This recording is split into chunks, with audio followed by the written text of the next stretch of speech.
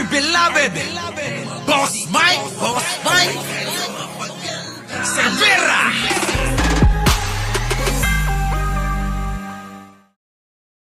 Magandang umaga, magandang hapon at magandang gabi sa amandako ng mundo. Naroon kayo, syempre, magandang buhay na rin para sa ating lahat. So, eto na nga mga kababayan, eto na nga. So, etong lolo nyo nagpa-press con. Pakinggan ninyo. Sige, Digong. Pasok! Oh! All of your past presidents were failures. You didn't do anything about Sierra Madre. Mr. President, Chosero ka. Parang may ginawa ka. Ikaw nga yung nagpakasundo-sundo dyan eh. Di ba? Naloko na. Sinisisi yung mga past president. Ikaw nga yung past president. I am challenging you to go to Alonan with the other ships and repair it.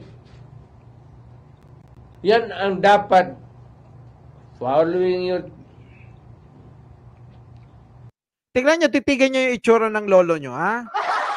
Oo, tingnan nyo, ayaw magpahinga, tama. Oo, loading si Digong. Diba? Nag-iisip kung ano ang sasabihin, sabi ni Miss Montreal. Subukan nila. Kami takot. Ayaw namin ng gera. Sino ba may sabing maggigera? Kayo lang naman alam nyo, pinananakot lagi nila yung gera. Gera. Kaya kailangan natin palitan si BBM kasi magkakagera. Ganun no? Propaganda yan. Sasampalin kita ng burat. Propaganda ni Digong yan. Ilan na bilyon ang iniwan mong utang? Lockback mo ko na naman. Kung sa kanya, hindi ba kagera pagkos nandyan yung Navy, di gawain mo. You have the ironclad guarantee of the Navy that they will, US Navy, that they will all die for the Philippines. Are we saying that the recent maritime cooperative cooperation exercise is just a show of force, and even if Japan, Australia, Philippines, and the United States will collaborate to repair this Sierra Madre? Nako, paulit-ulit. Hindi na nakapagsalita, tatakbo pa senador. Hindi na nga. Kita nyo naman yung itsura. Abe, maasya kayo, mat. Apo. Di kaila naas-asin. Lakayanan. Dandani di nga makapagnan. Dandani di nga makadirtikuan. 3 minutes. Di ba? Boss Lala. Still, it's an exercise in futility. Would you take that risk?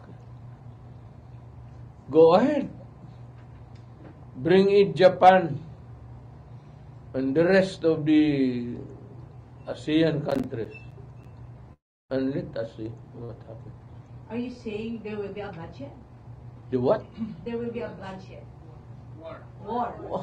Wala akong sinabi. Kita nyo halos hindi niya na marinig yung tinatanong ng sino yung nagtatanong na yan. Duterte was a joke and is still a joke.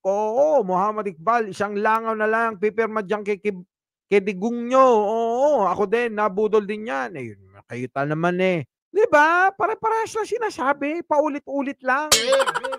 Kung ano-ano, yung sinasabi, paulit-ulit lang.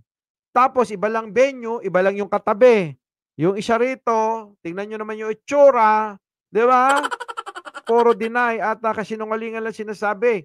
Wala tayong makukuhang matino, siya Digong na yan. Sabi ni Ed Harry. Kahit na hindi na makatayo, wala na, lugmok na nagpipilit pa rin. Tuloy-tuloy pa rin ang pangunguba no? Naloko na. Ewan ko ba dyan, no? Yung alam mo ba, yung walang karapatang mamintas. Siya yung pintas ng pintas. Naloko na. Pasok. Sabi ko lang, subukan nila. Alin? See what happens. The way you listen to President Xi during your meeting, he said you can do this because there will be this possible war. One word lang. Nandyan kami lahat. What was it? Do not do it because there will be trouble. It was heard by all. Sobar ko ito? Call a friend. Call a friend, oo. Oh, sabi niya, parang in-explain niya rito, alam mo, yung basa ko kay Digong, takot siya talaga. Natatakot siya sa China. Hindi mo alam kung natatakot sa China o talagang natatakot siya, na itong mga Pilipino ay kamuhian siya. Bakit? Kasi nga nabuko na lahat yung mga panggagago niya sa bayan niya mismo. Oh, kita nyo? Ginago niya ang sambayan ng Pilipino sa pamamagitan ng pakikipagkasundo sa mga incheck, para para ipamigay yung ating mga teritoryo. Naloko na. Wala na, kita nyo. Wala na, hindi na alam kung ano sasabihin, di ba? Hindi na alam kung ano yung gagawin o ano, Digong, Sige, tuloy mo na nga. Duwag yan o gagal si KK. Di ba? Melinda Cruz. Why not China? Well, that was the reply. If it's a warning, well, ikaw na bala. You interpret. If you are to advise the Philippine government in this era of Philippine government's position on the West Philippine Sea, Ano ba? Kita nyo? Ang boring! Ang boring! Naloko na. Digong, ang boring talaga ng press con mo. Wala na. Yan ang weak leader. Yung weak na talaga yan. Literal. Naloko na. Alam nyo, imbis na matuwa yung mga Pilipino na nanonood sa kanya, hindi.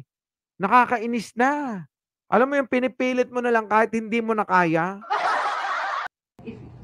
if you are asked to a 1 cent opinion, what will you tell the Philippine government or what will you tell the Filipino people given these conditions, sir?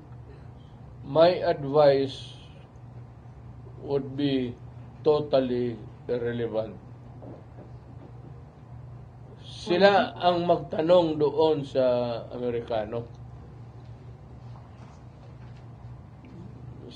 Sila kasi ang gumagawa. Hindi naman ako, bakit ako mag-advise?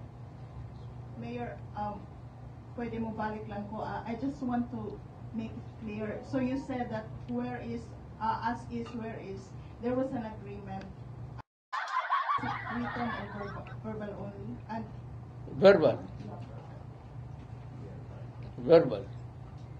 Walang written sa amin pa na. During our... Yan, inamin pa niya! Inamin pa niya talaga! Verbal! Yan Inamin na ni Digong. Yung kanyang pakikipagkasundo sa China, tingnan nyo si Alvarez, kilala nyo ba si Kikong Matching? Di ba? Tapos itong isa, si Digong Pagong. Bagal di ba? Ang bagal Walang written except yung mga trade which were signed by the undersecretaries of the particular department concerned. Nasa tabi lang ako, kaming mga... it's not binding.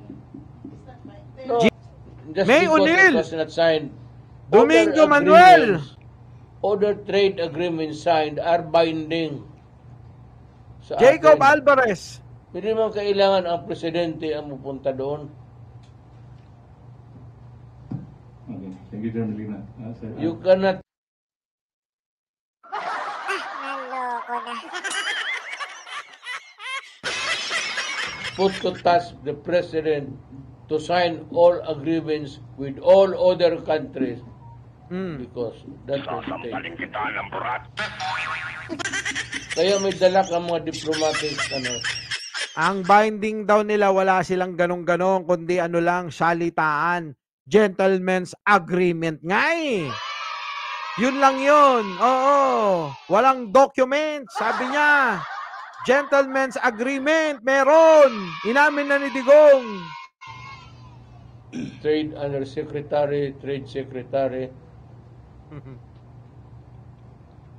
okay.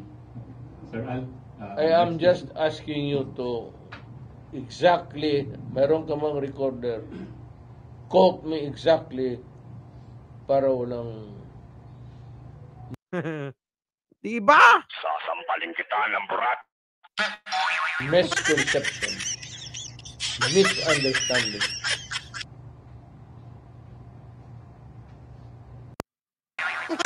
Kabaw, boy. Hindi nyo ba napansin si Digong? Laging ganyan yan. Yung sinabi niya ngayon, bukas di niya na alam. Naloko na. Eto na! Muli, Mike Cervera po, laging nagpapaalala, mahalin natin ang ating kapwa, ipagdasal natin lagi ang ating bansa. Magandang umaga, magandang hapon, at magandang gabi sa mandako ng mundo. Naroon kayo. Siyempre, magandang buhay na rin para sa ating lahat. Our beloved Boss Mike Cervera.